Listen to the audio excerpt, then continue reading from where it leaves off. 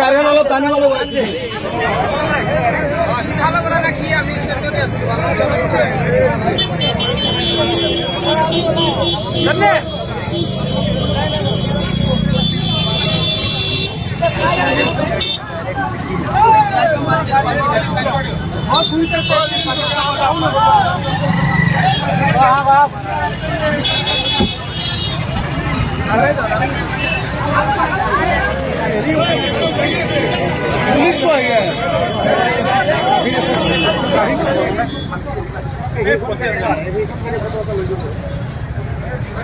বেলতলা ৰাস্তাত মানে বশিষ্ঠ চাৰিআলিৰ পৰা আহিলে আপুনি বেলতলা তিনিআলি নোপোৱাতে ইয়াতে আপোনাৰ বস্তু খাই আহি পেলাই ঘপককৈ মানে বস্তুত ডিভাইডাৰ খুন্দিয়াই দিলে গাড়ীখন।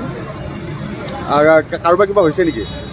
এনে অলপমান দুখ চুখ পাইছে চাগে, গাড়ীখন মানে বেয়াকৈ হেৰি হৈছে, ডেমেজ হৈছে, মানুহৰ একো হোৱা নাই। কিন্তু তথাপিও দিন দুপৰীয়া এনেকৈ মদ চদ খাই গাড়ী চলাব নাপায়, অলপ চাব লাগে, সেয়াই আৰু। মদ খাইছিলে চালকজনে? পূৰা অভাৰ ড্ৰিংক কৰি আছে। কোনফালৰ পৰা আহিছিলে গাড়ীখন? বশিষ্ঠ চাৰিআলিৰ ফালৰ পৰা আহিছিলে।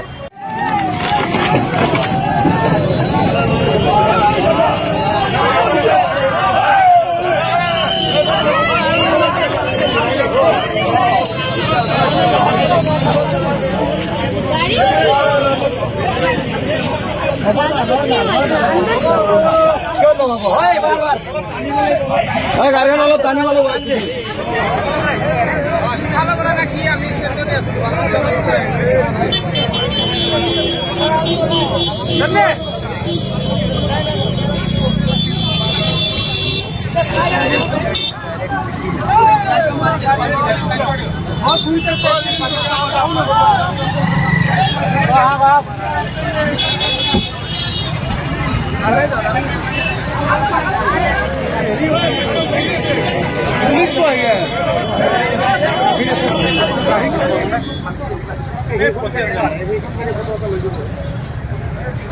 বেলতলা ৰাস্তাত মানে বশিষ্ঠ চাৰিআলিৰ পৰা আহিলে আপুনি বেলতলা তিনিআলি নোপোৱাতে ইয়াতে আপোনাৰ বস্তু খাই আহি পেলাই ঘপককৈ মানে বস্তুত ডিভাইডাৰ খুন্দিয়াই দিলে গাড়ীখন।